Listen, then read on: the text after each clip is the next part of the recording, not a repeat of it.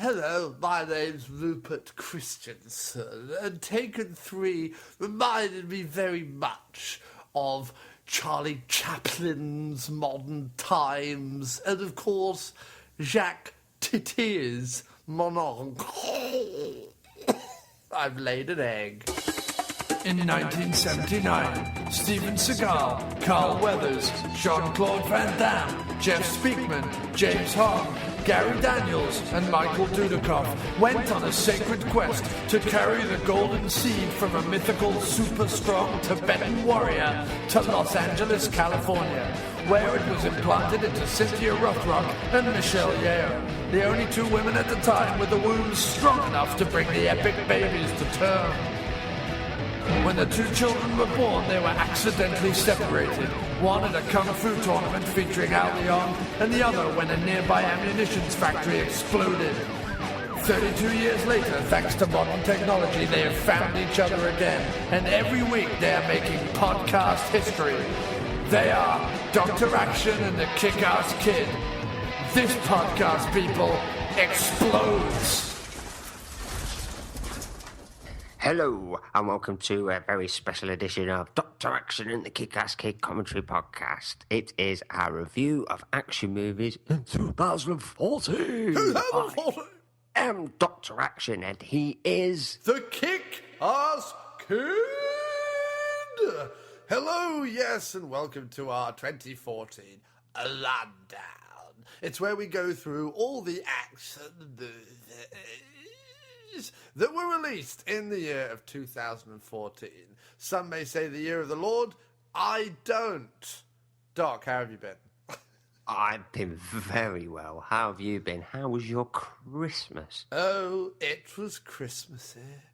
You can hear how I was over on the After Movie Diner's New Year's Eve special episode, which I have to say was spanking. A jolly good, funny time. And if you like the irreverent, crass sense of humour that we have here on Dr. Action, you'll definitely enjoy that over there. But no, I had a lovely Christmas. It was very good. Enjoyed myself immensely. I released an album. You may know him as John Cross from the podcast From the After Movie Diner, or you may not know him at all. But now you can know him as Miscellaneous Plumbing Fixtures with the release of his new album, Catch Up or Don't, See If I Care. Available now on Bandcamp, iTunes, Amazon, SoundCloud, Google Play, Spotify, and wherever music is found. A full 16 new folk, blues, and rock tracks from this bearded singer-songwriter. Find us on Facebook, Twitter, and at aftermoviediner.com. For links to the album and to learn more, go to miskplumbingfixtures.blogspot.com or miskplumbingfixtures.bandcamp.com. Very good. I didn't release an album. What did you do? So how were the children? How was your lovely wife? Did you have a massive tree? We did have a massive tree. We had a great Christmas after up and down 2014. We had a bloody good Christmas. It was really good. I enjoyed it. Good, sir. Good. I think 2014, and forgive me if I'm wrong here, sir, but I think 2014 was so shit because there were so few Jason Statham films in the cinema. What do you say? I'd say, well, there was one Jason Statham in, and it was like a diluted Jason Statham. It was a Jason Statham light film, wasn't it, really? Yeah. But we'll get on to that. The Expendables 3. Yeah. Yeah. Yeah. I don't know how you have Jason Statham in a movie and don't just have him in every scene. I don't know how you do that. I don't know, especially when he nearly died making it. Yeah, right. You owe him, Stallone. Let us down. Anyway, we'll get to that because we're going to go month by month by month. But what have you been watching recently, sir? Have you been watching any action films? Action films just recently. Let me have a look. I have watched 22 Jump Street. Bit of action in that. I looked through a keyhole at someone's tartars. Yes, they're nice. The Prince with Jason Patrick, Bruce Willis, John Cusack. Oh, yeah, how was that, sir? That weren't bad. That wasn't bad at all. Because I've seen that on the shelves of my local Best Buy. And as you know, I have a Best Buy card. Oh, I have a Best Buy card. I have to take this off your hands. What would I'd suggest... I wasn't going to buy it. I was going to wait and see if it came on Netflix. Yeah, probably might be best to do it. It is good. It is good. But I don't know if you sort of like rewatch it a lot. But it's not a bad film at all. It's not a bad action film at all. What's wrong with John Cusack's hair? I don't know. It's weird, isn't it? It looks like he's going to the same hairdresser as Seagal. It looks... it's definitely dyed black. Oh, yeah, of course. Yeah, no, I mean, because he's, what, is he 82 years old now? 84, I believe. 84? Yeah, he made Say Anything, 1937. Yeah, that's right, yeah. Before he went off to World War II. It was a good film. And I also watched He Who Dares. A British action film. Is that the one you sent me? The, who's in it again? Oh, no, it's a recent film. Oh. So it's all right. It's okay. Yeah, it's very much a remake of The Raid, a British remake of The Raid? Kind of, yeah. It's all right. It's okay. What does he do? Go into an apartment building and fend off a bunch of security guards who are nonchalantly watching television while drinking smelly tea? Yes, yeah. Have you've seen it? Yeah, I have. I watched a British gangster film. We Still Kill the Hard Way. That's good. It's a bit like a shitty British title, but yeah. It's like a old gangster type Expendables film. Oh, really? Any names in it? Who's the guy who played the Saint in the 80s? Don't know. Ian. Oh, Ian Ogilvy. Yep. Oh, okay. Alison Doody from Indiana Jones. I thought maybe you meant me. No. I played the Saint back in the 60s. Yeah, if he was in it, it'd have been a lot better. I would have got everybody in the cast pregnant. I would have got Alison Doody and given her a duty. A bloody good time. It's not a bad fit. It's basically old gangsters killing chaps. So if you like that sort of shit, you'll very much enjoy it. I like the idea and the sound of it. I want to know why they didn't call me for a part. And The Guest as well. Watch that. Yes, we're going to come to The Guest because it actually got its release, I think, in Toronto in January, or one of those film festivals. Because the list we're going from is the first time the movie screened, and I believe it first screened in January of 2014. So why don't we kick off there? What was The Guest like, sir? Excellent. I haven't yet seen it. I have it. I just haven't got around to seeing it, and I did contemplate watching it for this show, but then that would be doing work. Really, sir? And I don't do that. It's really good. Nice. Really good. Very good. You liked his last film, right? I liked Your Next, yes. Yes, it's nothing like that. Okay. No, it's not horror. It's got some sort of horror elements, but it's like an action thriller. It's good. Nice. It's a very good film. I have seen the trailer, and I can't wait. Before we crack on with January, though, I have seen, since the new year, I've seen 15 movies, believe it or not. And some... Beat me, I've got 6. Had action. I watched Invasion USA, the Chuck Norris movie, which is like Chuck Norris's best movie, despite Chuck Norris being in it. Like, Chuck Norris is always the worst thing in every film. Always. But Invasion USA is a good movie, like, despite him being in it. I mean... We've got to do that this year. Yeah, I mean, as I said, like, imagine Invasion USA, exactly the same movie, but it's Kurt Russell. Instantly a 10-star out of 5-star movie. Like, instantly it doubles the amount of stars it gets. Yeah. Then I watched Patrick Swayze in Red Dawn. Which is far too serious for its own good. Considering its ludicrous fucking premise, it's far too fucking serious. Like, You know what I mean? Like, what's his name? C. Thomas Howell's got the right idea. They just shoot anyone who shows up, basically. Then I watched War Inc., which has, I think... I've seen that. I think some of Cusack's best kickboxing stuff since... There is a joke in Grosse there Point Blank. that made me piss myself, but I can't remember where it was. Okay. No, the best person in it is Joan Cusack.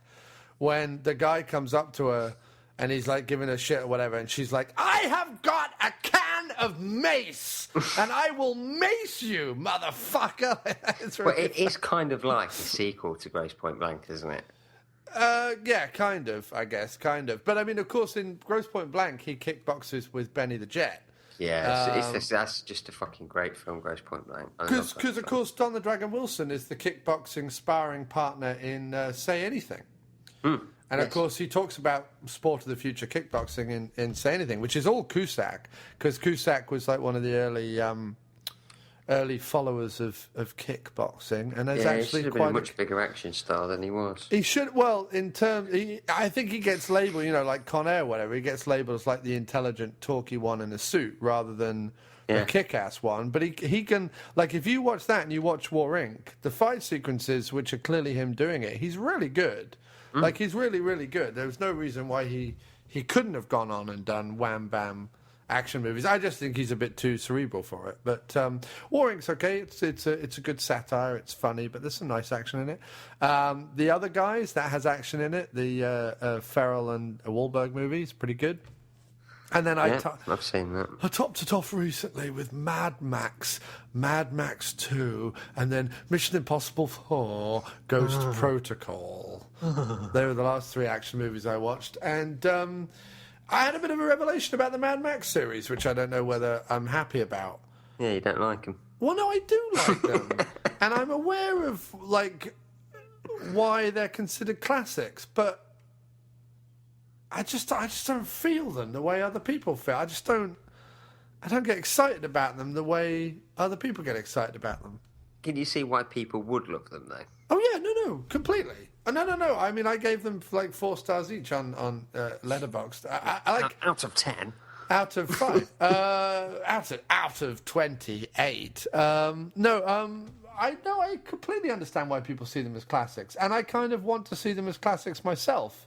And therefore, I'm kind of annoyed that I don't. What we'll have to do is, nearer May time, we'll have to do a Mad Max show.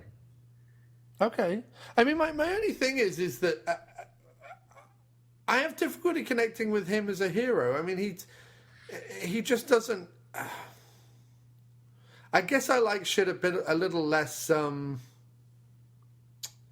the thing is... realistic, I guess, is the word. He's not doing it.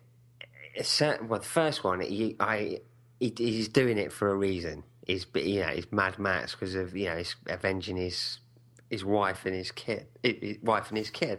So it's like very much an exploitation action film. The second one, he doesn't do anything for anybody really. The only reason he drives the tanker at the end is because he's got nothing else left. Yeah. But that's the thing. I think he never, like, the second one. He doesn't, like, the second one, he doesn't really do any, it's not like why he's doing stuff. I can, like, he doesn't really do much. I mean, he happens to have a shotgun with some bullets, which is above the rest of them, and he managed to cap a couple of people, but it's not like he does something so incredible with the tanker that they don't get hold of it, because they do. They get hold of it no matter who was driving, really. When he gets the claw in the shoulder, maybe he's a bit more like pushing forward and pressing forward and a bit more kind of dedicated than some would be. But, he still ends up, like, crashing it. Useless women drivers. And he, he crashed his car, like, the moment that he leaves the compound. And, like, he never really does anything. The guy with the gyrocopter throwing Molotov cocktails actually kills more bad guys or causes more mayhem.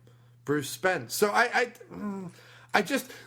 Only because Mad Max 2 is set up like this big, like, she was the road warrior. There's, like, this big voiceover and blah, blah, blah, blah, blah. But he never really does anything to earn that. It's The Warrior Mix, the bearded crush bastard of a man. Yeah. when I first met Max, I wanted to blow him. Yeah, I wanted to touch him. I wanted him to touch me on the willy. I wanted but him I was a kid. I wanted to stick my little finger up his ass. Yeah, I wanted to touch take the that. boomerang. I wanted to take that little flute thing he gives me, that little whistle thing, and stick it right up his ass. Oh no! Wait a minute. Sorry, the whistle thing is in Thunderdome. The music box in part 2. Sorry. We don't need another hero. See, Beyond Thunderdome really should be awesome because it starts off really well. I've rewatched the first 45 minutes of Thunderdome. I haven't yet finished it yet. I'm obviously doing the whole series. I go to scene selections. Yeah. And then the bit with the last 20 minutes with the car, the big car chase thing. Yeah. Because that's what I did. Last time I watched it, the bit with the kids, I was just like, no. Yeah, right. Turn it off straight away. But it's Mad Max and the Temple of Doom, isn't it? Yeah, it was more Hollywood. But at least, I guess at least in... Again, Thunderdome in the beginning builds him up as this, like, here's this great warrior and blah, blah, blah, blah, blah. But, I mean, he only defeats Blaster by, like, the skin of his fucking teeth. And even then he's an idiot and goes, we had a deal in front of everybody. I mean, he should keep his mouth shut. I'd have killed him. I don't know. I don't connect. Did you know, right? You know the guy in Mad Max Beyond Thunderdome? You know the guy who's like bald and he's got the mask sticking out of his back on the stick? Right, yeah. Yeah. He sang the theme tune to Scott and Charlene's wedding on Neighbours. Really? That's true. Wow. Angry Anderson. How the low have fallen. No, it was fucking huge for him. It's more popular than Mad Max Beyond Thunderdome. For fuck Neighbours. I watch Neighbours. I don't mind Neighbours. Is it still on now? It's still on. It's the best soap on British TV. Oh no, dude. If you, my wife, right, and my kids watch EastEnders. Claire hates EastEnders. Kids love it, right? It takes a fucking year for a story to become resolved. Neighbours, it takes 10 minutes. It's fucking brilliant. So we were watching it. And somebody's stealing all the cupcakes in the coffee shop, Nigel. Oh no, that'll be me, Bob. Oh, all right. There's this girl, right, on it at the minute. She's getting brainwashed, right? What, by like a cult or something? By like a cult, right? She's getting brainwashed. A cult? Yeah, they have cults in Neighbours. Right, no, she's just getting brainwashed. Okay, right. Yesterday on the episode, she was getting brainwashed, right? And everything was going to pot, right? Today, while she's listening to this tape that's brainwashing her, her mum stops the tape and she goes, what's going on? She goes, she's brainwashing you. She goes, that bitch. And it's resolved. In EastEnders, that'd be 2 years. Yeah. Well, I mean... So I can't grumble about it. Why is there a cult in a cul-de-sac in Melbourne? Oh, they're rampant over there. We've got rampant cults over here. Cults. Every other guy you meet is a dirty cult. Yeah, okay, fair enough, Neighbours then. I mean, I remember watching it years and years and years ago when it was on at other people's houses or at school or something. I never watched it like at home myself. I never raced home to watch it or... She was probably my first celebrity crush, Kylie Minogue. She was? Kylie Mingy Munch? Yeah. Fair enough. My first celebrity crush was Jennifer Connelly from The Labyrinth. Oh, was it? Mine was David Bowie's penis from that film. Why are you looking at my balls? I'm standing in your window. Look at my cock. I'm dipping my cock through your window hole. It's magic. So... It fucking was magic. It was huge. It was huge. It looked like he was smuggling Brazil nuts. Yeah, have you grown an extra leg, Mr. Bowie? Seat in your pants. And then I watched Ghost Protocol, Mission Impossible 4, which I remember liking a lot more the first time. I like that. It's okay. It's the next one's going to be better, guarantee it. Yeah, the next one's going to be better. It's directed by the same guy who did Jack Reacher. Yeah, I know. I know. It's going to be good. And I appreciate what they're doing with Ghost Protocol, and obviously I am impressed by the tallest building stunt and everything, but it doesn't really gel for me. The plot is all a bit... It suffers from shit bad guy, yet again. Yeah, shit bad guy. That's, you see, say what That's you like... the problem with all of the Mission Impossibles. Except part 3. Do you think Philip Seymour Hoffman could have took Tom Cruise in a fight? Oh, I want to see a big fight. Not in a fight, but like he's fucking brutal. I mean, he is fucking brutal in that movie. It's ages. I've only ever seen Mission Impossible 3 once. See, I like Mission Impossible 3, even though it's a J.J. Abrams movie. And that's why I don't like it. Yeah, and even though it's got Jonathan Rhys-Meyers in it, who needs to be smacked about his floppy lips several times, his stupid little blank fucking pouty billboard face needs to be punched. Like I say, it's ages since I've seen it. But Maggie Q is in it, isn't she? I've not seen it for years. But I actually like Mission Impossible 3. It's my second favourite after the first one. The first one's great. It even mentions Leicester City in it. Is it Maggie Q? Yeah, it is Maggie Q. All right, I was right. Yeah. Maggie Q's in it. And Peg is an annoying tit in it. Peg is actually like doing what he's meant to be doing instead of, we're going to make him a guy in the field now, which just sucks because I would have much rather Ving Rhames. Yeah.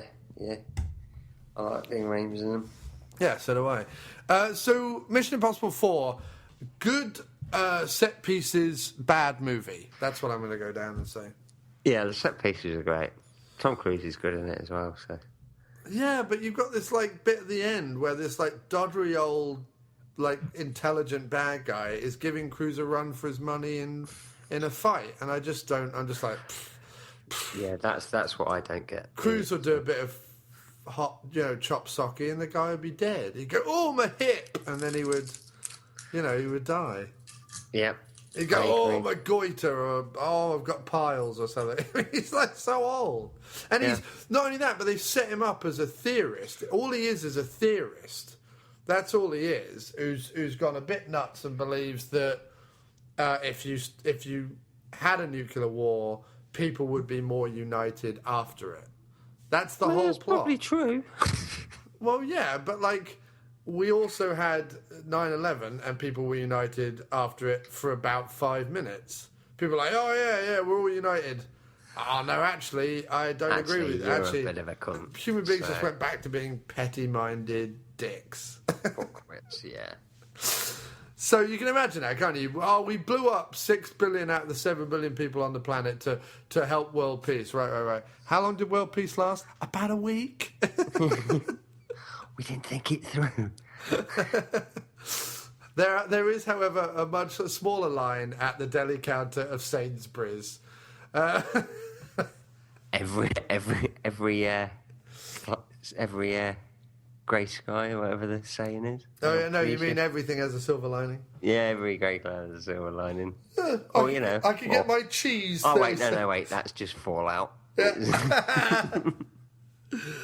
But yeah, so that's what I've been watching, and it was okay. I don't think I've watched a classic yet in 2015. I watched Gridlocked, which fucking kicks ass. I've not seen that for years, dude. I do love that Gridlocked. film. That is a good film. I love Tim Roth in that. Oh, yeah. There's a guy on TV who's had a sex change, and now he's a lesbian. Damn good film. I love that. It's such a good. It's a really movie. good buddy film. Yeah, it really is, and it's surprising because you wouldn't put Roth and Tupac Shakur together. Like I remember seeing that. So first time ever I watched it was on VHS, and I sort of looked at the cover and I thought, I don't know if Tupac Shakur could actually act, and there seemed like a really weird team up. I thought, I want something to watch, so I got it, and I was really impressed with it. Oh yeah, it's really. I mean, it is fucking hilarious. It is absolutely fucking hilarious. Tim Roth in it is just out of this world brilliant. Yeah, it's one of his best roles, if not the best. I think I've seen him. No, I mean the best for me is still Rosencrantz and Guildenstern are Dead. I've not seen it. Fair enough. So let's go on to 2014. We'll do the first few months and then we'll dip right into listener feedback, which we got some of this week. So the first action movie I'm seeing of 2014 was Jack Ryan's Shadow Recruit, which, again, I own, haven't seen yet. But have you seen, Chief? I've started watching it, but I got distracted by something and I didn't finish it. But what I did see was quite good. I've got to finish it. Okay. And then The Guest. You said The Guest really good. Fantastic film. Really good film. A lot of action? Not loads of action. Compared to your next, which has quite a bit. It's a slow build, The Guest, but when the action's on screen, it is very good action. Okay. Then there was like Ride Along, which I could have gone for being a sort of new Beverly Hills Cop-like comedy action franchise. That would have been really great. Sadly, it's not funny enough and there's not enough action in it. It's okay. It's a 2.5, 3-star movie at best. And Ice Cube and Kevin Hart could be a really good mix, because obviously Ice Cube can do the action and Kevin Hart can do the funny, but I don't know, man. It didn't speak to me particularly. I might watch it again. There's a couple of good car chases in it, but it's I've got to watch that, but I will watch it. I interviewed the guy who did the music for it. Oh, Brian Tyler. No, not Brian Tyler. It was the other guy, wasn't it? No, and it wasn't Christopher Lennox either. It was, or was it Christopher Lennox? Yeah, it was. It was Christopher Lennox. It was Christopher Lennox, yeah. Because, for a movie featuring Ice Cube and Kevin Hart, what you really want is a white Jew doing the music. So it's what I insist on. A white Jew does the music for this show, to be fair. So yeah, he does, yeah. I love them. I love them. They're great. Happy Hanukkah. Happy Hanukkah, indeed. Oh, just like the Welsh. So then next up, look at that. Probably one of the greatest action movies of the year, if not certainly the greatest foreign language action movie of the year, The Raid 2 on January 21st. Look at that. Excellent. What a film. What a film. What a film. It was absolutely fantastic. Probably, it was in my top 12 for the year, which you can find over at the After Movie Diner website. Go to aftermoviediner.com and you can see my top 12. A lot of action in my top 12 this year, sir. There was a lot that I saw that I really thought was worth mentioning, and it was a lot of action. It came number 4 in my top 12. Very good. It's definitely in my top 5. There's not much I can really say. I think we already covered it on a show anyway. I love The Raid 2. Yeah, so you can read all about it on aftermoviediner.com, and you can go over to amdpodcast.blogspot.com, search The Raid 2 in the little search box there, and come up with a podcast the Doctor and I did about it, which is fantastic. In fact, what I'll do is I'll put the link on the top 12 article as well, so you can just click there. It'd be nice and easy. I'm surprised I haven't done that. And the other action movie from January, certainly with the US release, which is number 5 in my top 12, so we've got 2 from the top 5, is Non-Stop. Oh. No. We won't be talking about remakes here. This is Non-Stop, or as I like to call it, throat punching at 30,000 feet.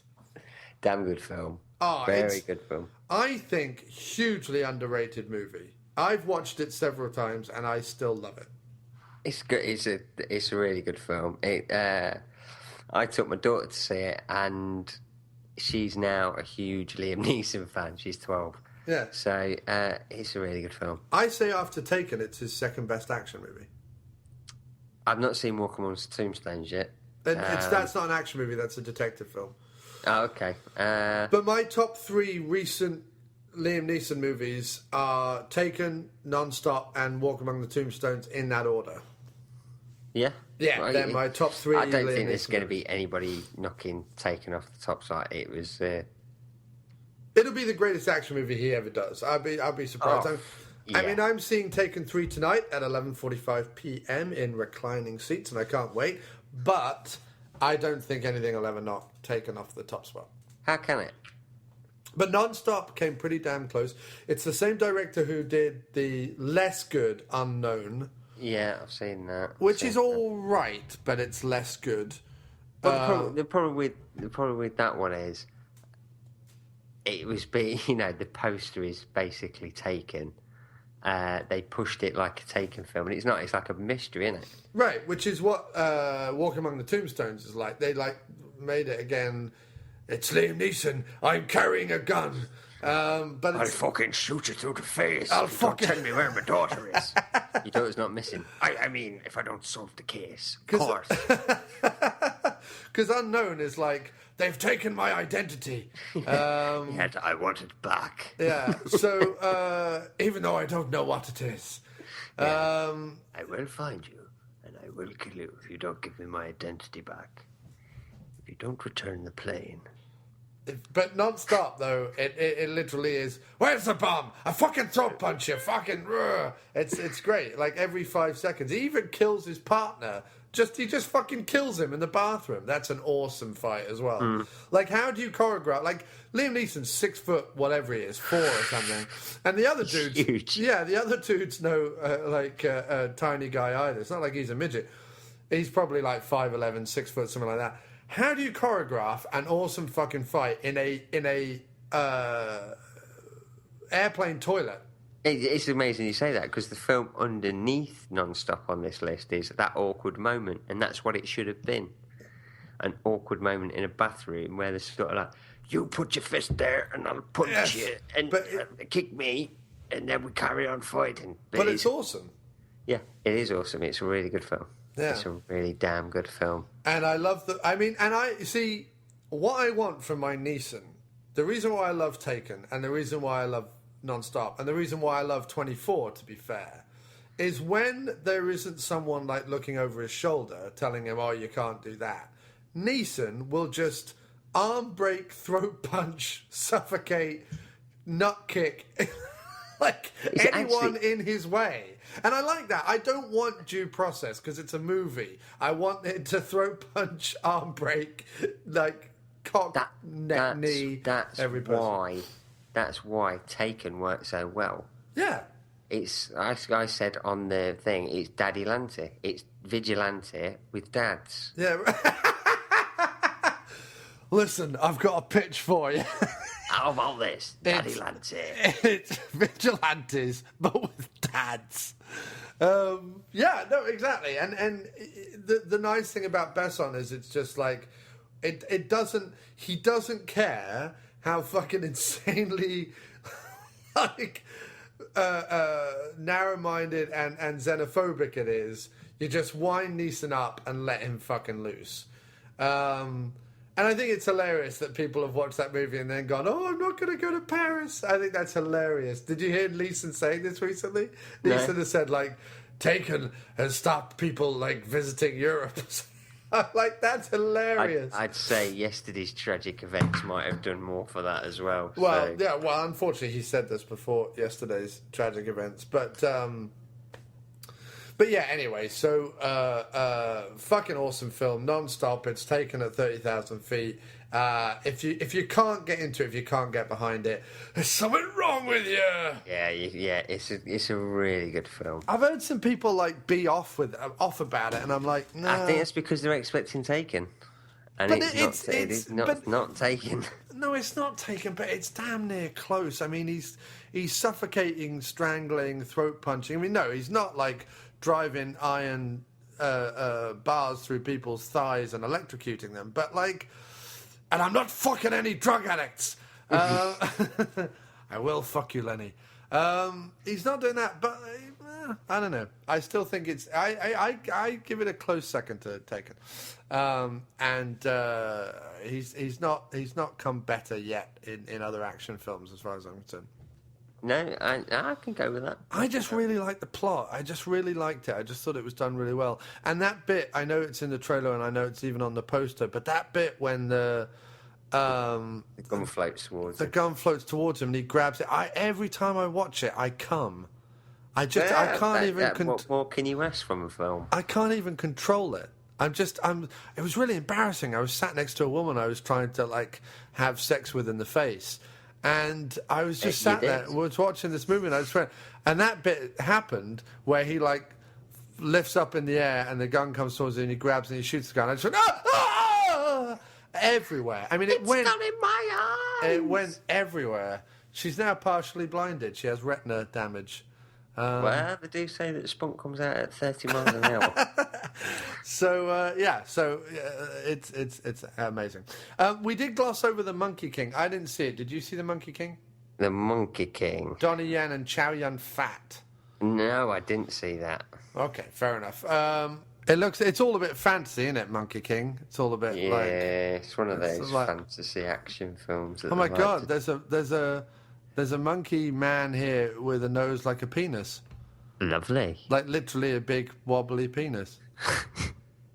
That's what I want. Have a look.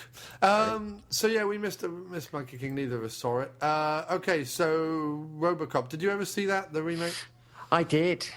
And? I gave in. It's not as good as the first. It's not as good as the original. No way.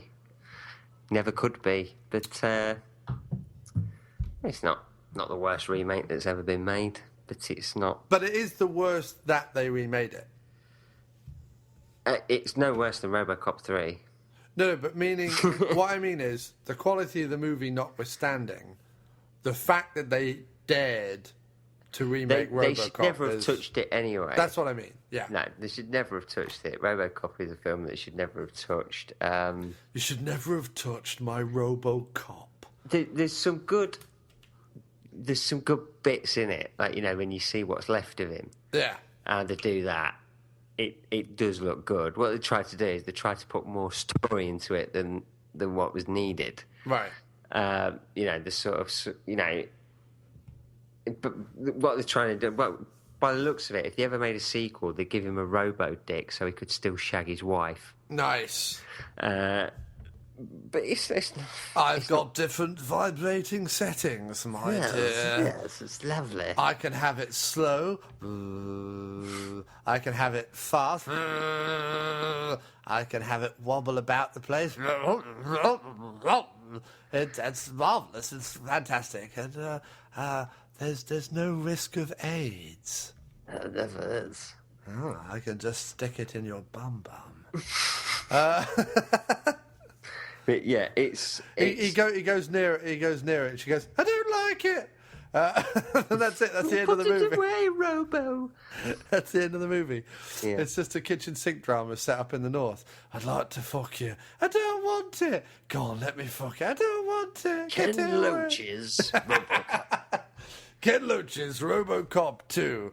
The And it series. all happened under a Conservative government. I blame Thatcher for this RoboCop fiasco. Ken Loach's searing drama about racism and sex in the North. RoboCop. Yeah.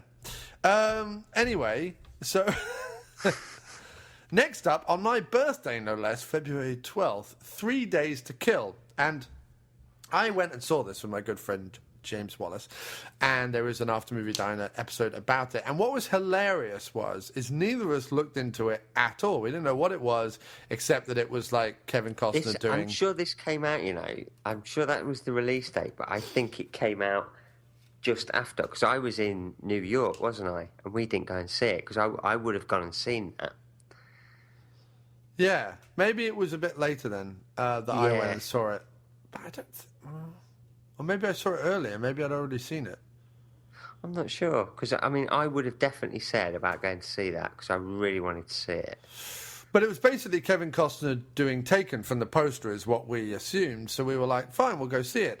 And I never forget the fear in our eyes when we were sat in the theatre and the credits are rolling and it says directed by McG. And both of us looked at each other and went, what the fuck? We didn't know this. Like, Jesus. But it's good job you didn't know that.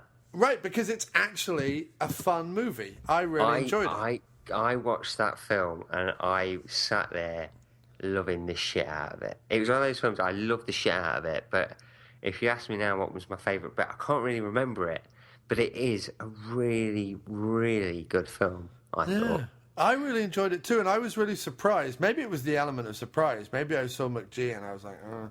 And then... You see McG and you just think, this is going to be shit. So the fact that even if it was like just all right, you probably think, that was really good. Oh, it's really good. It's, of course, Luc Besson, or Luc Besson, as I like to call him.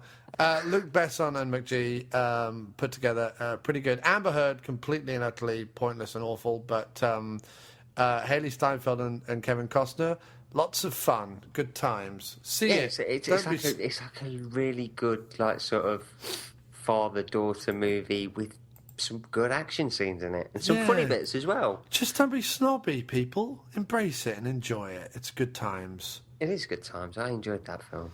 Good, excellent. Vengeance, I didn't see. That's Danny Trejo, Jason Mewes. It's an ITN production, so it's done by the News. Excellent. I should watch that then. Danny Trejo, Jason Mewes, 50 Cent, Donald Logue, and Tech Nine. Wow, what a cast. Oh, why have I not seen this yet? Yeah, what a cast that has. Oh, let's stop the podcast now so I can go and see that film. Yes. 300 Rise of an Empire, I didn't see that, did you? Yes, I saw that. Any good? The action's good. Eve Green gets tits out. Of course. It's alright. Passes the time. So then we have Need for Speed, another movie I didn't see but got basically swept under the carpet. Nobody fucking saw it. Did you see that one? No, I didn't see that one either. Okay, but March 13th, right after Need for Speed, Captain America the Winter Soldier wasn't a huge fan of the ongoing plot, but loved the fucking action. Doc? I fucking love this film. It's one of my favourites, if not my favourite film of the year. Loved it. Top of your top 10, loved is it? it. Possibly, yeah. There's a few. I've still not properly done it because really, I don't think anybody cares about my top 10. I think I care about your top 10. And the Doctor Action listeners care about your top 10. But yeah, it's probably my favourite Marvel film. See, for me, the shit out of it. For me, first 30 minutes or 45 minutes, or first hour, let's say, brilliant. It's like almost the reverse of Guardians of the Galaxy. I love the last half hour of Guardians of the Galaxy. Love the hell out of it. And I love, like, the first hour of Captain America the Winter Soldier. I think the end of Captain America Winter Soldier is a real problem. A real big problem. Both in the Marvel ongoing universe and in the plot of a standalone movie. And I hate that it's reduced to CGI things falling into the water while Captain America tries to put a disk drive into a slot. Like, I just don't care. I get that. You know, you've got this whole plot going on and it ends with a big CGI. Right, but the kidnapping of Samuel L. Jackson car chase bit. That is a great action scene. Fucking brilliant. The shootout on the bridge with him that's also fucking brilliant. Yeah, no, the action, man, is top fucking notch. I mean, it really for is. a Marvel film that prides itself on being adults and children friendly. Yeah. That pushed the action. Oh, it really did. It really, really did. And like I say, I will give it props for the first hour. But then, you know, I didn't much like the ending of The Wolverine, and I love that fucking movie. So, I mean, you know, it's up there for me with, like, The Wolverine in terms of action and comic books and stuff. Yeah. But, yeah, I was very I mean, maybe it was what was going on with me in 2014, but a lot of or maybe just because Iron Man 3 was just so fucking good, that every kind of comic book movie I saw in 2014, I was just a bit lukewarm to when I saw them. I've subsequently bought them and watched them again and much preferred them on a second viewing. But so then we get Sabotage, which you loved and I didn't. Yes. It's the first one of the year that I was very cold on versus you're very warm on. Yeah, I really enjoyed it. Different for Arnie. A bit more of a serious role. I get why people don't like it though, because the supporting cast are just one of the most despicable bunch of vagrants I've ever seen on screen. Yeah, I just thought the script was shit. I thought Arnie was really good in it. Like I thought think Arnie it's was fantastic. really, really good in it. I loved Arnie in Escape. I think Arnie. A lot of people have gone, "Oh, post-governor Arnie's awful." No, post-governor Arnie is better than ever in terms of acting ability. It's better than ever. Acting, he's better than he was. Yeah. Now, Much better. The movies aren't. The movies are never going to be the fucking run of shit that he had. I mean, that stupid article we had posted on Dr. Action and After Movie Diner group about is The Rock better than Arnie? Fuck no. I mean, look, in terms of like being an action star or whatever, you could probably like have some kind of discussion about it. But just in terms of quality of movies, I mean, fucking Terminator, fucking Commando, fucking Total Recall, Predator, fucking, like, you're out of your fucking mind. Arnie had a run of movies in the 80s which will never be fucking beaten in terms of quality. I mean, it was really insanely good. So you can't... I think what Mo said was spot on. The Rock needs to learn to say no to scripts. Yeah, right, completely. Like I said, I wrote this thing about it, and I listed all the great movies that Arnie has been involved in. And look, you could say what you like about Arnie the actor, or Arnie the comedian, or Arnie whatever back in the 80s, and I would probably agree with you. I think he's a better actor now than he was back then. But in terms of quality of movies and quality of fucking directors, look at the directors he worked with. I mean, just some of the best directors of the 80s. So, you know what I mean? Like, you can't...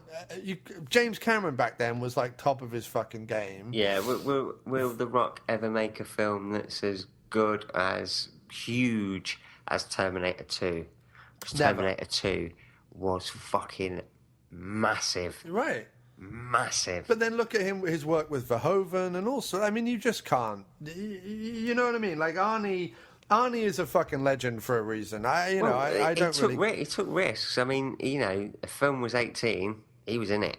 I know it's probably a bit different now. You've got to get the people arses on seats in the cinema. But do you think Dwayne Johnson would go, I'm going to make a film that's like a fucking hard R? No, because even his Walking Tall is a 15, right? Yeah. He won't do it. I don't think he'll do it. And I think that Arnold Schwarzenegger took risks. Even after he made Twins, he was still making, like, Total Recall. Arnie took risks. He made Junior. Well, he knew what people wanted. Yeah, he did make Junior, yeah. Jingle All the Way. Yeah. With Sinbad. But no, I think the one thing that doesn't ever get said about Arnie, and it's the same thing that doesn't get said about Stallone, which is even more fucking remarkable, is that they're intelligent guys. I don't give a fuck how they talk. I don't give a fuck what kind of like movies they make in terms of like guns and stuff. They're intelligent fucking guys. They really are. Like, I know what people laugh at about American politics and stuff. You don't get to be governor in America without being an intelligent guy. Certainly not the governor of California, where there's a lot of like, It's a huge economy. Right. It's like one of the third largest in the world or something. It's just... Put it this way, right? He picked good people to work with, and he picked good scripts, and there's no evidence apart from Fast Five, which people could even point out as being a fluke. There's no evidence that fucking The Rock knows what the fuck he's doing. You say about, right, Arnold Schwarzenegger, governor of California. Huge job. Mayor of London, Boris Johnson. Who would you prefer? Right.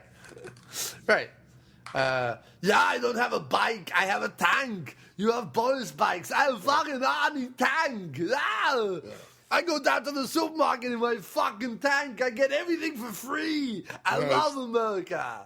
Vote for me or I'll be back. And then in London, you get... When I was at school, people used me as a cum dumpster. Aren't we all terribly rich? So, yeah, I mean, look, I think that Arnie is a fucking legend. And I think that he's very, very good in Sabotage. I was just ashamed I didn't like the movie. Yeah, good action scenes though when they came. But yeah, he's Not enough of them. Fuck The Rock compared to there's no comparison. I've not got a problem with The Rock. It's just no, but in terms of quality of movies, like compare. name a single standalone Rock vehicle. So take the Fast franchise out of it. That even comes close to fucking Raw Deal, let alone the Terminator. But it doesn't. I've never seen it. Right. I've got no interest in seeing it. You know what I mean? He can't sell it. He can't sell a film to me, The Rock. I've not even seen Hercules. I've got no interest in seeing Hercules. I love him in the Fast and Furious franchise. I think that's it's where good, he belongs. But it's not just him, is it? That's Paul Walker and Vin Diesel. Well, but that's everything. Like the thing about those movies, it's an ensemble cast, right? And I'll see the next one because obviously it's Paul Walker's last film, but Statham's in it. It's not The Rock. I'm not going. Oh, it's The Rock in it, isn't it? Yeah, the Statham is the draw for us people, of course, us fans, us Statham fans. It's about time we get back some more Statham because we've got Wild Card coming out at the end of January, and then we have Fast and Furious in April, right? Yeah, I'm just trying. I don't even know when that's getting released here. Wild Card. It's probably going to be like October because the cons. Yeah. Oh wait, the Wild Card. It's got a poster up. It has a release date. I think it looks like he's even got one for England. England's not even got a release date yet. Yeah, America didn't have a release date until like a week ago. So 30th of January. So then next up we've got Brick Mansions talking about Paul Walker. Did you see the remake of District B13 with Paul Walker? I did. And? Okay, fair enough. We'll leave it there. It's such a shame that that's his last full film. Despite me liking RZA as a person, is RZA the kiss of death for action movies? He's because The Protector 2, Brick Mansions, even the Man with the Iron Fist or whatever that movie was. Isn't that the Man with the Iron Fist that he made? With he directed Russell Crowe and Pam Grier and stuff. That's not a bad film. I don't know what it is about RZA. It's got a really a plot in Brick Mansions that goes everywhere, and after you finish watching it, you just sort of like, I've just watched it. That's it. Yeah. It doesn't. You can carry on with your day, and somebody would have to poke you and sort of say, "Remember, you went to see that film." Because it just doesn't linger with you at all. Yeah, whereas District B13 is like Jaws. It's awesome. It's great. Yeah. It's such a good film. And like I say, it's just a shame that is Paul Walker's last full film. Because he was better than that. But hopefully Fast 7 will be amazing. That everybody will remember that as his last full film. Yeah. Okay, so in May, we're now on to May... we have Godzilla, X-Men, and Edge of Tomorrow. Okay. For me, Edge of Tomorrow beats all of those. Like, Edge of Tomorrow is, again, in my top 12. Godzilla's good. X-Men's good. Edge of Tomorrow was just fucking brilliant. Edge of Tomorrow was How good is that film? It's it really is good. Such a good film. My wife doesn't like Tom Cruise. Right. And I was like, what? He's gorgeous. But Action Cruise is good cruise. Action Cruise is great cruise. And I said to her, I got her on the fact that you don't like Tom Cruise, so you like Groundhog Day, and he gets killed a lot of times in it, so you'll probably like it. Yeah. And she came out of it, and she loved it. She really enjoyed Edge of Tomorrow. It's a damn good film. What went wrong with X-Men Days of Future Past? Because I was very, like, of all the comic book movies that came out this year, I was very lukewarm on that one. I liked it, but it just... I don't know, because I loved First Class. I fucking love X-Men First Class. Yeah. So thought of them all teaming up just seemed like, well, I thought X-Men Days of Future Past was going to be the biggest film of the year, And I was a bit disappointed. Yeah. Maybe I built it up a bit too much in my head, or maybe it's just the fact that Bryan Singer's not as good as Matthew Vaughn. Oh, he's too busy touching boys. Ooh. Allegedly. What happened with that? I think anything has happened of it. Okay. All right. So then in June we have 22 Jump Street, which I haven't yet got to see. Transformers, which I'm never going to see, and Dawn of the Planet of the Apes, which I'm not going to see. Dawn of the Planet of the Apes is great. Not as good as the first one. Okay. 22 Jump Street is a fun film. Okay. Very. I think I'll wait for Netflix or something for that. It takes the piss out of itself in ways that, something like This Is the End tried to do. Yeah. That failed. 22 Jump Street succeeds. It's very funny. The action's not typical action film. It's sort of comedy action, but it's definitely worth watching. I really enjoyed it. See, I miss the days of Beverly Hills Cop, where you had comedy and then you had real fucking action. Do you know what I mean? I do miss that. Anyway, it's like it edges on spoof kind of 22 Jump Street. Right, it's a bit like the other guys. Like the other guys has good action, but the action is also clearly spoof action. You know what I mean? I'd take the Jump Street films over the other guys any day of the week. Right. Definitely. I'm just a Ferrell fan, but I like his type of comedy. But no, I in terms of action, I see what you mean. Yeah.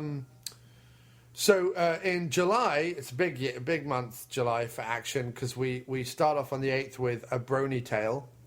No. I watched Deliver Us From Evil the other night, actually. Oh, who's in that? Eric Banner and Edgar... Oh, that's the based on a true account by an NYPD policeman. I'm like, yeah, nutcase. Yeah. Just because, it doesn't make the story true just because someone sat down and went, I saw demons. That doesn't mean that demons are true. But, they sold it as based on the true account by an NYPD officer. I'm like, but that doesn't mean anything. You know what I mean? Because Fargo was based on a real story. It wasn't even true. No, Fargo, they just put that up at the front. I know. That's what I'm saying. Doesn't mean it's true, does it? No.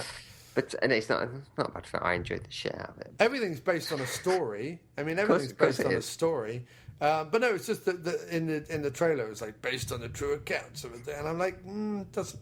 Anyway, the best you will never beat ever the trailer for Killer Elite, where you had him kick Clive Owen's ass, jump back onto the chair, break the chair, and then flip out of the window. And then the title came up based on a true story. That was the best thing I've ever seen, ever.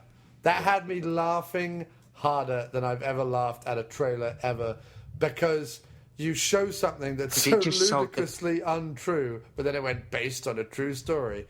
Yeah, Just you were tremendous. Sold. Yeah, sold. Brilliant. On the other hand, Deliver Us From Evil didn't sell me at all, because I was just like, ugh. Who's Eric Banner these days, anyway? I enjoyed the shit out of it. Oh, was it good? Was it all right? I enjoyed it, yeah, but... I mean, it's dopey, right? It's The Exorcist meets French Connection or something, right? It's bullshit. Yeah, love it. What have I got? The Purge Anarchy, right? Fucking brilliant. Brilliant film. Loved it. Did you see the first one? Yep. Okay. Yeah, I enjoyed that one as well. Nobody else did. But what the Purge Anarchy did, the first Purge did wrong. The Purge Anarchy did everything right. Nice.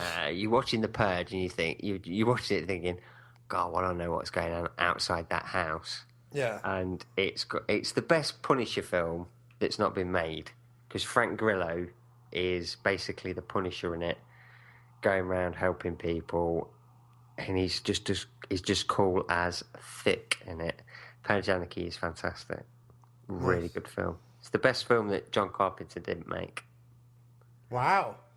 High praise indeed. Okay, well, I need to get on that purge shit right away then, I guess. It's not shit, it's good.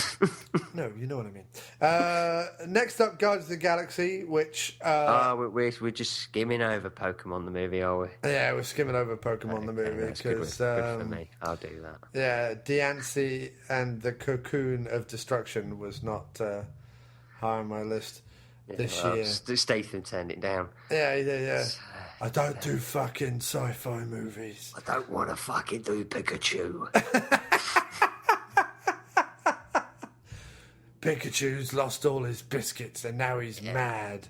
I'll fuck the life out of him. He's dead to me. This time he's angry. Guardians of the Galaxy, the last half hour is going to take some beating in terms of comic book movies. Because I watched it again recently. In fact, I've watched it in January, so that's how recently I watched it. And he is so holding up several plates in the air all at once and doing it really fucking well. I mean, you've got the fight between the two sisters. You've got you've got them exploding into the room and trying to kill Ronan or whatever his name is. With the big gun. You've got the spacecrafts from the planet trying to engulf the big spaceship, and then them all like breaking down. You've got Michael Rooker landing on that planet and like firing the arrow through people. Like there's so much going on, and it's just so well done. Like you never feel out of it. It's always edited correctly. The pacing's great. The action's great. It's all good. And there's a whole bunch of moments in that last half hour that really grab your heartstrings and just give them a good old tug. And I'm getting a bit old and saggy around the edges, so I don't mind that so much. I'm not as cynical and angry as I used to be when I was younger. So I kind of like that about it. You know, like the whole flashback to his mum and all that. I mean, the Guardians of the Galaxy for me is what I wish the Avengers could be. Because everybody loves the Avengers and I don't. I mean, I get why people love it. Right. And I can't honestly say that the Avengers is shit. It's just a film that I don't get. I'm not a huge Joss Whedon fan. But I do like James Gunn. And Guardians of the Galaxy was one of my films of the year. Yeah, I really did like it. And I think what's insane about the Guardians of the Galaxy... I think it gets better each time I watch Guardians of the Galaxy. It does. And what's insane about it is that I'm going to go on record as saying Rocket and Groot are the two best fully realised CGI characters ever done.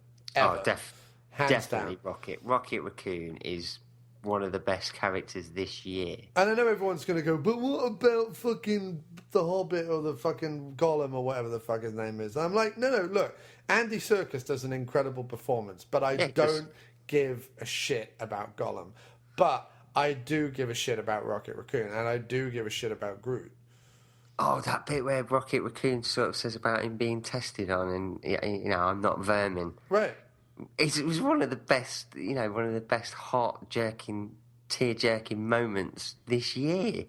And then at the end, when he's holding the little branch, and Drax puts his hand on his head and sort of strokes it like a dog. It's like, oh, that's so sweet. Oh, and by the way, Bautista, probably the best wrestler turned actor fucking forever. I mean, his performance in Guardians is fucking incredible. Funny, also one that tugs at your heart. He's good at the action. I mean, seriously though, I'm right. I mean, I love Roddy Piper, of course I do. But in terms of acting, he couldn't do what Bautista does in Guardians of the Galaxy. No, I mean... And, let's not get carried away with fucking Hulk Hogan and The Rock and all those guys. Like, they're good and everything. Let's definitely not get carried away with Hulk Hogan. They're good and everything. But, like fucking Bautista's... To me... It was him, Rocket, and Groot were the three characters that blew me out of the water. Like, I didn't really give a fuck about Star-Lord in the same way that I gave a fuck about those three.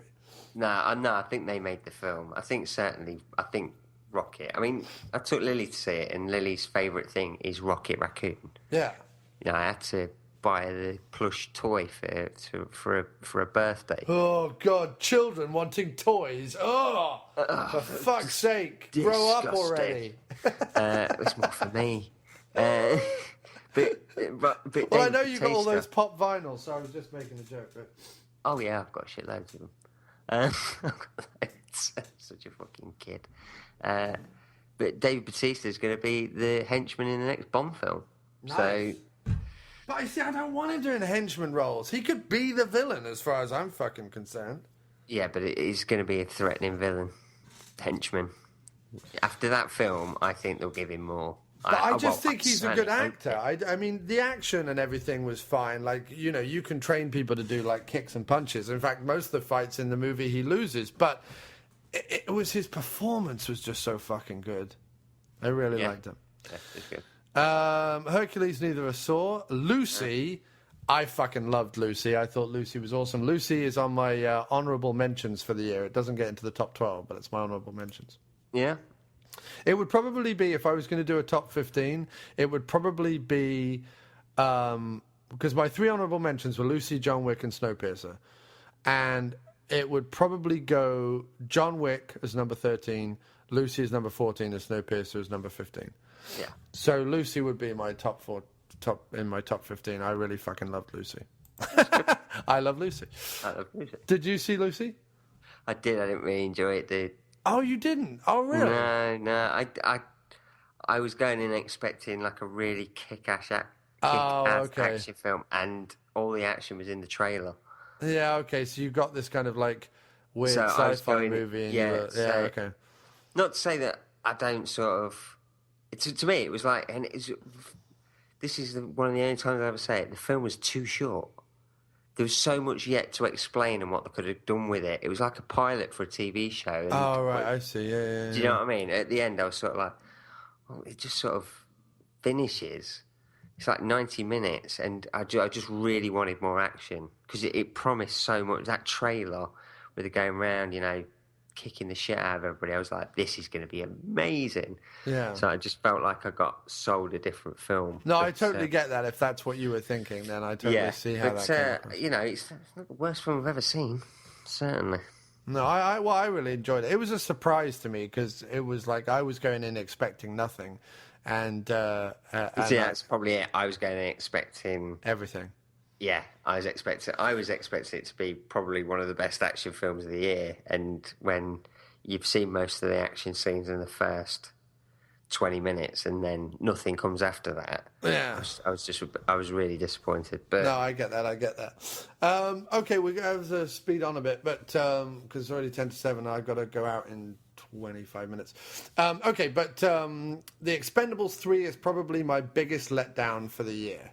Yes. I'd agree with you on that. It was disappointing beyond words.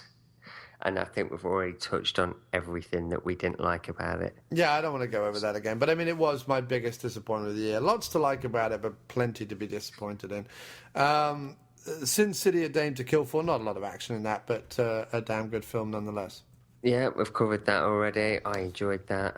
Yeah. Did you see The November Man? It's another one that I'm missing off my list. I haven't seen. I don't even think that's been released here yet. The Pierce Brosnan movie? Yeah, I don't think that's been shown here yet. Oh, okay. Well, I'm going to wait for it to come on to Netflix. But if it has been out here, it wasn't on for long because it's gone already. Okay. Which I'm a bit gutted about because I do want to see it, but it's not on here, but Ninja 2 came out this year, so I don't know. But yeah, that's awesome. Ninja 2 is my third favourite film of the year, and I think a better action sequel than The Raid, but for totally different reasons. The Raid is a great sequel. It's like The Raid is a great sequel. If there's going to be like a trilogy, for me, it's up there with the Godfather trilogy. Like if there's going to be a third Raid, like for me, The Raid 2 is that good. But they're completely polar opposites. But Ninja 2, Shadow of a Tear, is like The Raid 1. That's what I mean, yeah. Ninja 1, they've tried to put too much plot in it. Yeah. And in the sequel, they went, let's just do an action film. Whereas The Raid 1 was like, it's all action. And the second one, they're like, let's put a bit of plot in it as well. Yeah, no, I mean, very quickly, I said Ninja 2, Shadow of a Tear The Raid 2 was the best action sequel of the year, right? Think again. The Raid 2 certainly qualifies as the thinking person's action sequel of the year. The Raid 2 allows everyone from knuckleheads to academics alike to stroke their collective beards and proclaim it a good movie. Ninja 2 Shadow of a Tear, on the other hand, sadly, more often than not, elicits the response, wait, there was a Ninja 1? Or, who's this Scott Adkins fella? Or, is this some dumb movie like those 80s ninja films that I like to derisively laugh at because I'm a bit of an obnoxious twat? Scott Adkins, for those not in the know, is a British martial artist and actor who has been, much like the director Isaac Florentine, paying his dues in straight-to-video fare for way longer than is reasonable. For the past 9 years, the pair have produced some of the best action cinema you've probably never seen. If you have, and I'm preaching to the converted, then pat yourself heartily on the back, and I'll assume you've seen Ninja 2 or are going to. The rest of you, go watch this movie now. While Ninja 1, much like Gareth Evans and Iko Uwais' with Marantau Warrior, was a director and an actor figuring out a way to go and stumbles only slightly in its balance between old-school simple storytelling and kinetic acrobatic action, Ninja 2 Shadow of a Tear is like The Raid or Tony Jaa's Protector before it, an off-the-hook tear through action set-piece after action set-piece in all its breathtaking, high-kicking, balletic splendor, with director and actor working together at the top of their game. And I would agree with everything So, you said in that. I love that. For me... And I'm doing this to champion a movie that everyone should have seen who's an action fan, and they didn't. So for me, Ninja 2 Shadow of a Tear gets like my action movie of the year, and Scott Adkins gets my actor of the year. The Raid 2 probably gets my like best thinking man's action film. Yeah, best Raid 2 is sort of like the best well, we'll go with best foreign language, but like the two of them together, and that's the way you get round it. It's beautiful. Yeah, but the two of them together are my action film of the year. Like, if I was to watch two movies right now, it would be The Raid 2 followed by Ninja 2. Yes. That would be my two movies right now, and I could sit and watch them anytime, anywhere, as often as people want me to. The same goes for Non-Stop. Could sit and watch that and The Equalizer. Like all the action movies I have on my list, which are The Equalizer, Non-Stop, Edge of Tomorrow, Raid 2 and Ninja 2. I could sit and watch them all back to back right now and have no problem. Yeah, I'd stick the Purge Anarchy on it as well. Yeah, for me. But yeah, fucking Ninja 2. If you haven't fucking seen it, you're missing out. You're missing out on some of the greatest fucking action sequences. And I'm not, putting it up there with The Protector and The Raid, I'm not exaggerating. That's no exaggeration. It is up there with The Protector, The Raid, District B13, all those movies that are just fucking action, action, action, action. It's so much better than it has any right to be. It's right. The martial arts are on a par with The Protector and, films that are made... in the countries of their origin, and this is an American film, and it's done it right. And the fact that Scott Adkins has not been chosen for the lead in the Raid remake just shows how stupid that is. So that just shows they've not seen Ninja 2. Oh yeah, no, if anyone wants to know, like Gareth Evans, when asked about the Raid remake and when asked about action stars that he liked, Scott Adkins is the first guy he mentions. Yeah, and that's the director of The Raid speaking. That's the director of the movie that everyone fucking creams over and loves, and quite rightly so. He says that Scott Adkins is like the action guy, next to Iko, obviously. But put it this way, at some point, Gareth Evans and Scott Adkins will make a film together. And Iko Uwais. Imagine that. Imagine either Iko and Scott teaming up, or Iko versus Scott. Either way, the audience wins. It'll probably be one of the greatest action films done right. And you know what? Like I said on the Raid episode, the scary thing about Gareth Evans is I don't think he's made his best film yet. Yeah. I think that's still yet to come, and I think it will be fucking so good.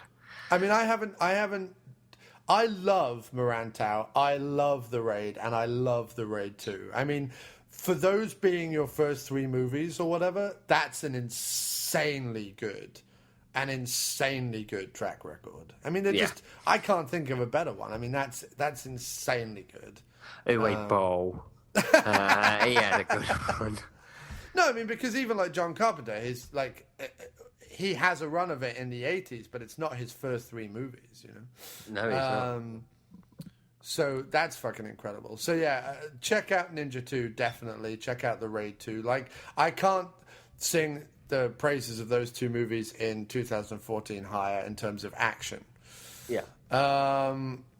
The Equalizer we had in September, another fucking phenomenal movie, and quite a surprise as well, because... The Equalizer was the biggest surprise, because I wasn't going to see it.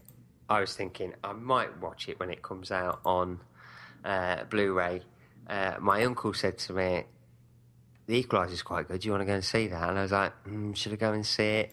Then that day you also messaged me and said, you've got to go and see The Equalizer. So I went that evening, and it's so fucking good. Right? Isn't it good? It's so good. Forget your preconceived notions that it's a remake of the TV series. It's just got the same name. That's the only bad thing about it, is that they called it The Equalizer. That's the only bad thing about it. Arses on seats. Yeah, right. They had the name The Equalizer. It's a cool title, so they put it on. Denzel Washington is fucking brilliant in it. It's just such a good film. It's such a good film. What I liked about it was I loved the way it built up. Yeah. Because what happened was I was sat in the theatre and I was like watching it and I was like, okay, I've got to get into the rhythm of this and I've got to get into the rhythm of it quickly or I'm not going to enjoy it. So I like dialed my brain back and like got into a far more kind of relaxed, slow, almost European pace in terms of movie making. Smoked a ton. I did. I sat back. I wanked off someone sitting next to me. Christensen. Yeah. I pursed my lips. I rubbed my stomach with semen from a young French boy. But no, I was watching it and I was like, okay, cool. And it was sort of like, you know, they talk about like the action monk or the samurai or, you know, they have all this like stuff. To me, in other movies where they labor the point, they're always like, he is walking the path of the samurai and blah, blah, blah, blah. I'm always like, ugh, get on with it. In this movie, he is walking the path of the samurai. Like, he is, but it's all done in just Denzel's acting. No one comes over and is like, he is the greatest thing ever, but look at him being all detached and whatever. Never happens in the movie. He's just got this like world weariness about him. He's not and got it's so this. good. Yeah, he's not got this air of arrogance about him. He's a genuinely lovely guy. I mean, look at the way he's trying to train the guy at work to like lose weight and become. It's just I'm doing what I'm doing. I'm just, you know, the difference is, right, if you were doing all that shit that he does in it, you know, he gets the wedding ring back for that woman. Uh-huh. It's like a family heirloom, isn't it? Yeah. If that was me, he just puts it in the till. Yeah.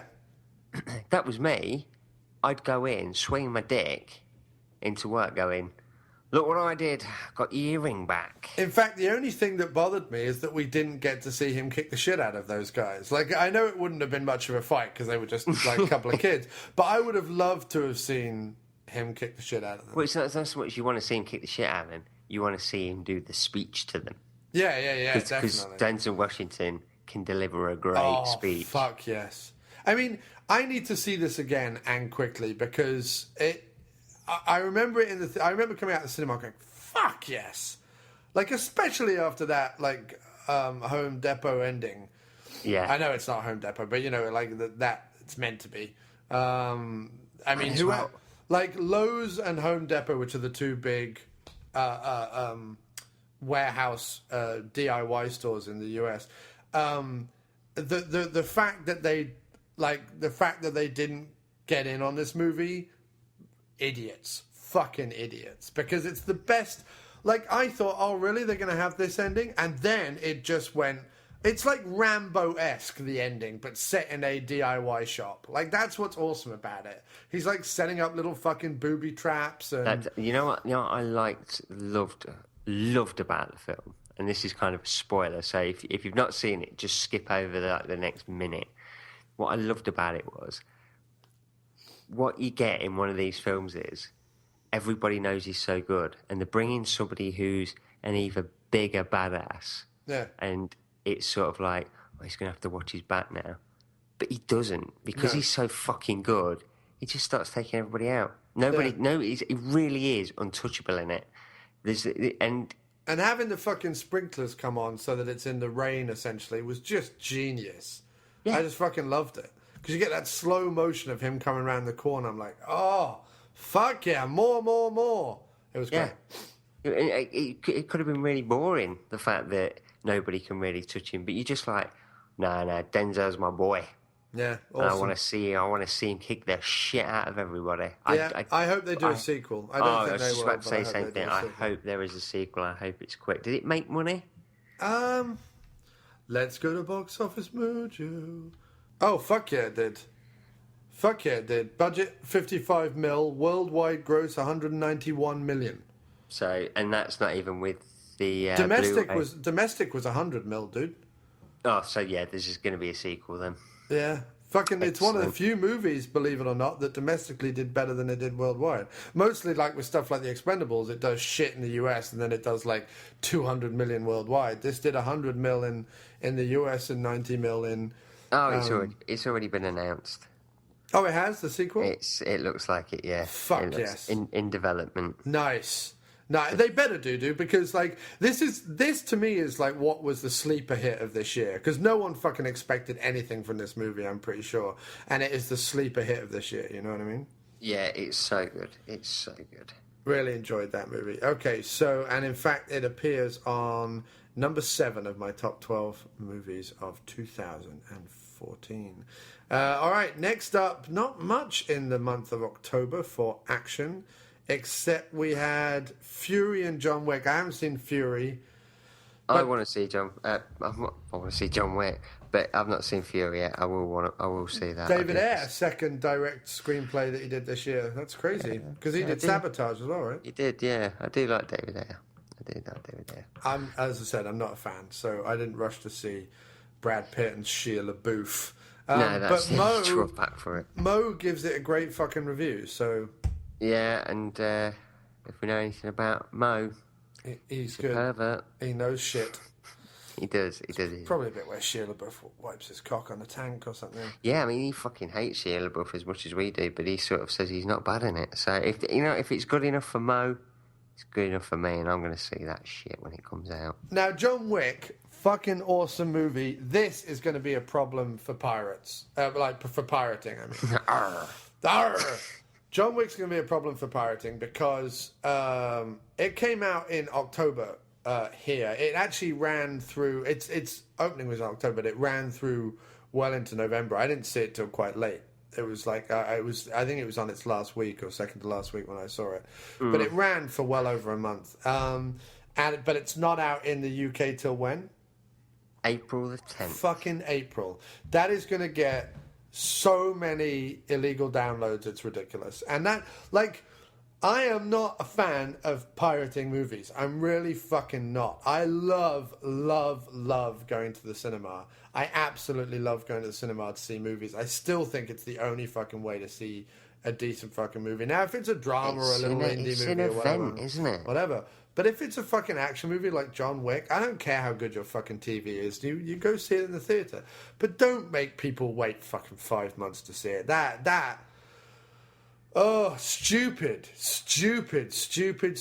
That's going to get pirated, or people are going to buy it on Blu-ray from Asia or America or Europe or somewhere. It's out February in America. France are releasing it in March. So I'll see it March. And you'll love it. I tell you what, you will fucking love it. You will fucking love it.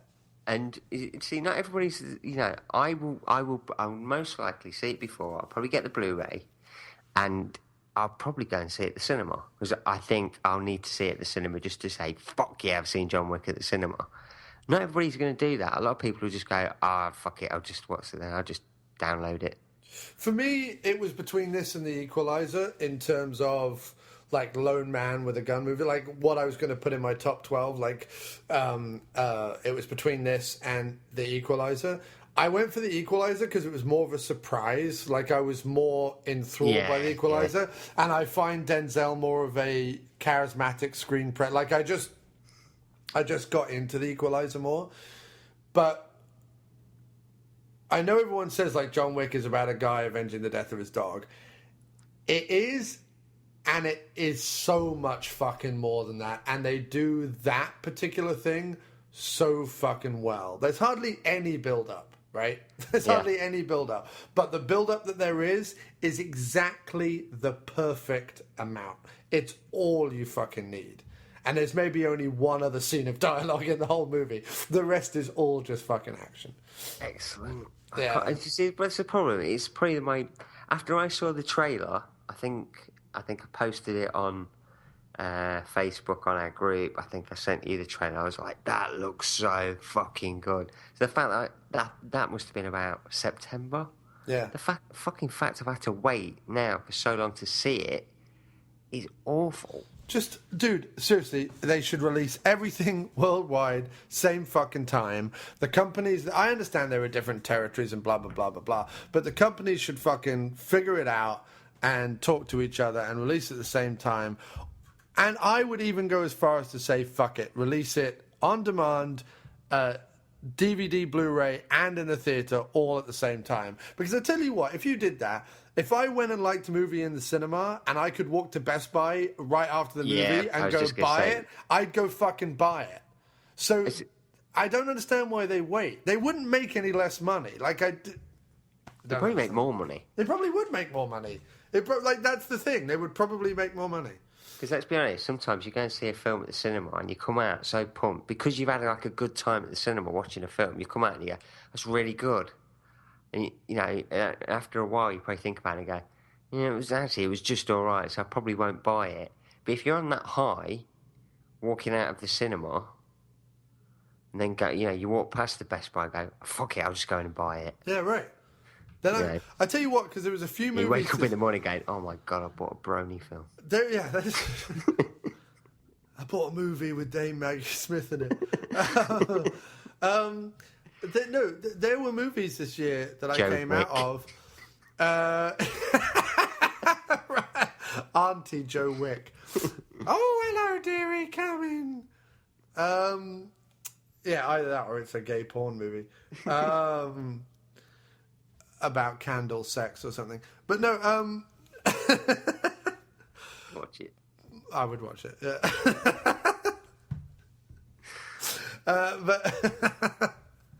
But I tell you what, there were movies like Birdman. I would have come out, I know it's not an action movie, but I would have come out of Birdman and bought that straight away. Equalizer would have come out of that, bought it straight away. There's so many I would have just bought straight away.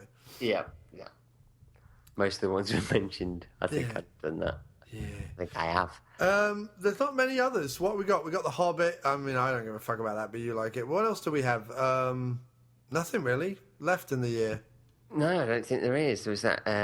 There's been ones that have been released straight to DVD or whatever, but they're not on the list. I can't really think of them off the top of my head. We've already mentioned The Prince. I watched that. That's not a bad film at all. There's been some damn good films this last year.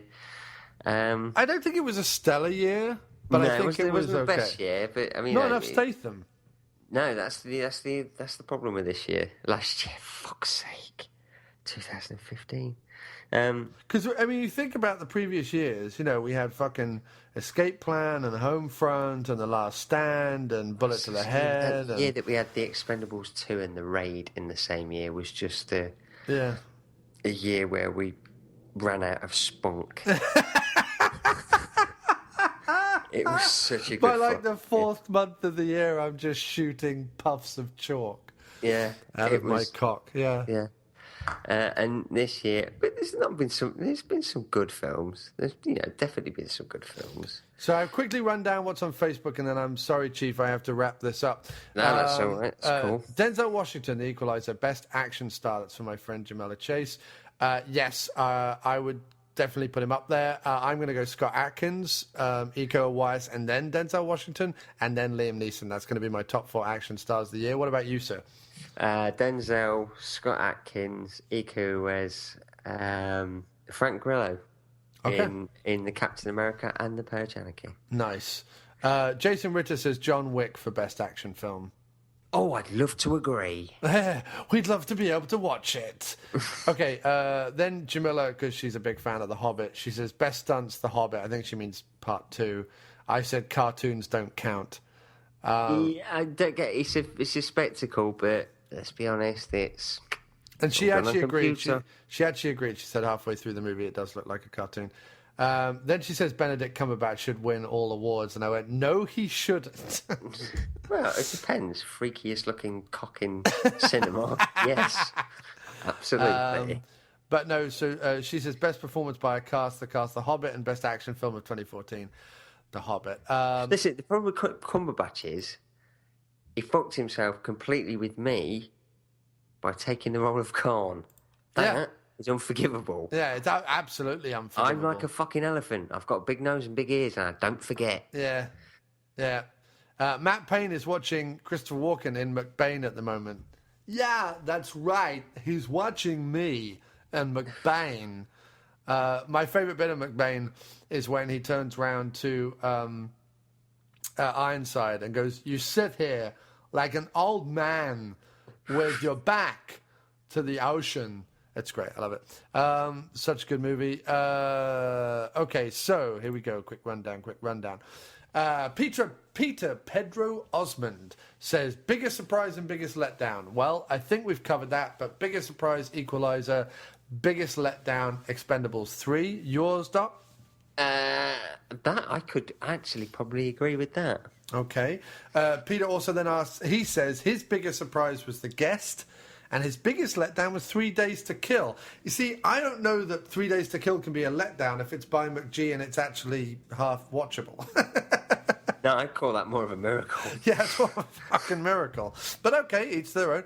He also said, I've been very vocal about my praise for Snowpiercer. Now, we didn't really mention Snowpiercer because it wasn't on that list for whatever reason. It may have been one of those that just, like, came out. It's not been properly released. Anywhere, really. Another film. I've got the Blu-ray from France. Right. But it didn't get a proper release in America, I don't think. It's certainly not got a release here in the UK. No. Why the fuck not? It's got so much praise. It's got some good action in it. It's a comic book movie. It's got the lead actor from Marvel, Chris Evans, in it. Yeah. Why is that taking so long to fucking get out? Don't know. But I agree with you. I do agree. But yeah, Snowpiercer was good. I didn't go nuts over it like everyone else did. I think it's a really good sci-fi film. I'm not sure how good an action movie it is. No, who's the woman in it? Tilda Swinton. She's great in it.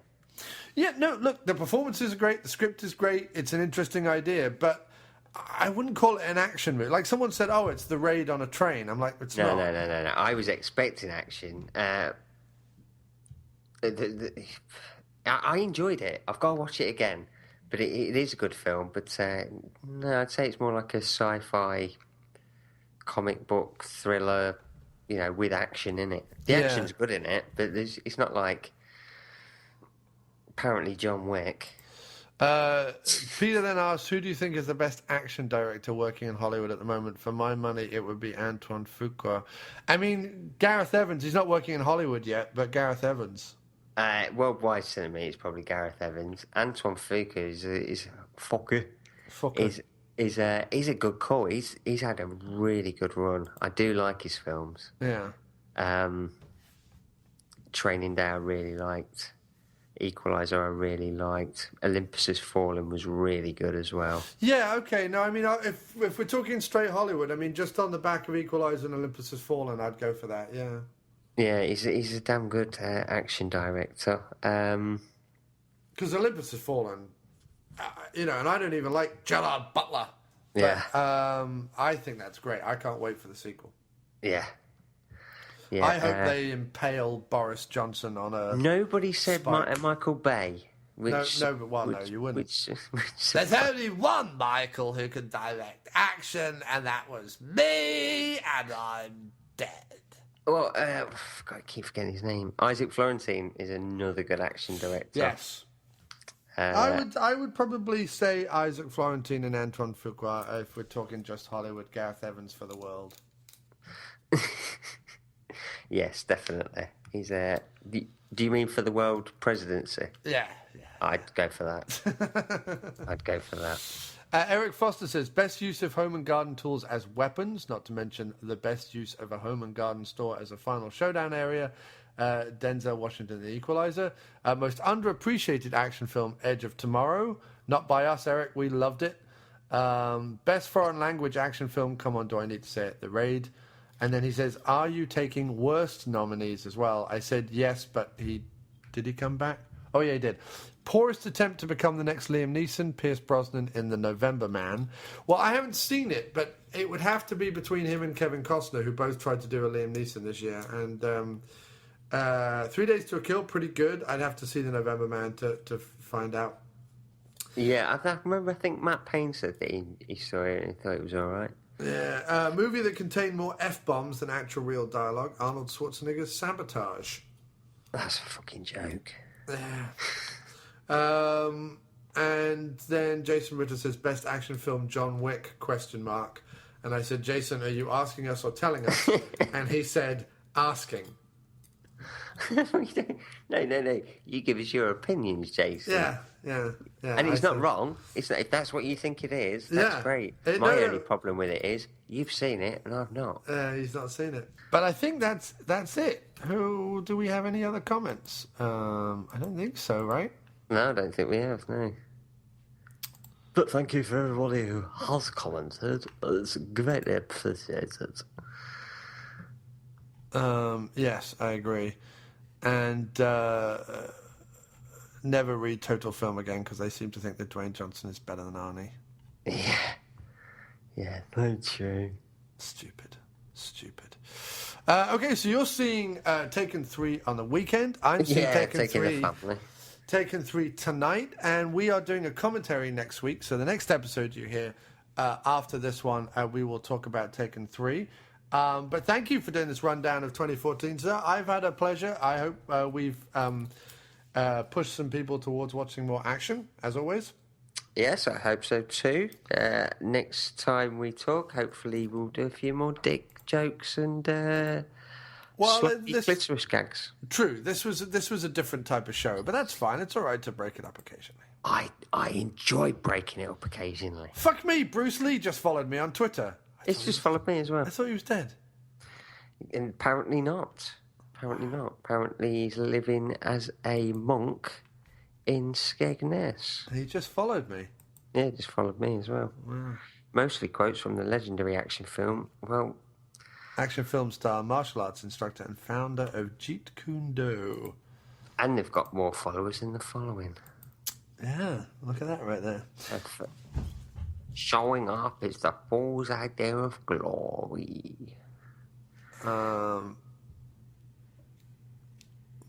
Here at Bloody Long Last is the start of my list for the best, worst, and downright what the fuck were they thinking list of 2014. Who's this? James Peter Cox. He recommends Sabotage. He says, Arnie and his merry men and one woman who all come across crazier than bad guys blast their way through multiple naughty drug dealers in this awesome actioner, which a lot of people seem to have tons of problems with. Not me, I fucking loved it. Love the fact the film does not end where a lot of movies would and actually switches gears, turning into a western of sorts in the closing moments, finishing with our anti-hero getting some form of redemption at the end. No easy answers to this one, which is, to me, at least what made this Arnie action a pretty damn special. Recommended. That was from James Peter Cox. Yeah. Yes. So there we go. That's 2 votes for Sabotage then on this show.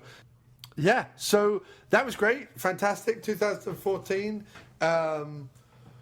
What were your top ones, dude? I don't know if you got to say those, did you or not?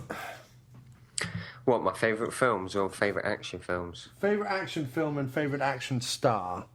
Favourite action film, I don't know. Favourite action star, I'm going to go with... Yeah, the more we talk about it, the more I'm thinking that Equalizer is one of my favourite films of the year, so I might have to just go with the Equalizer. Okay. Because I did enjoy the shit out of it. Yeah? Yeah. There's been some good ones. I'm gonna tell Scott Adkins that he won our action star of the year. But I met Scott Adkins this year, so it's Scott Adkins. Scott Atkins. All right, Chief. Well, I've got to head out, but all the best, sir, and I will talk to you after the Talk weekend. to you next week. Enjoy Taken 3, and I shall speak to you probably tomorrow on Facebook anyway. All right, man. Take care.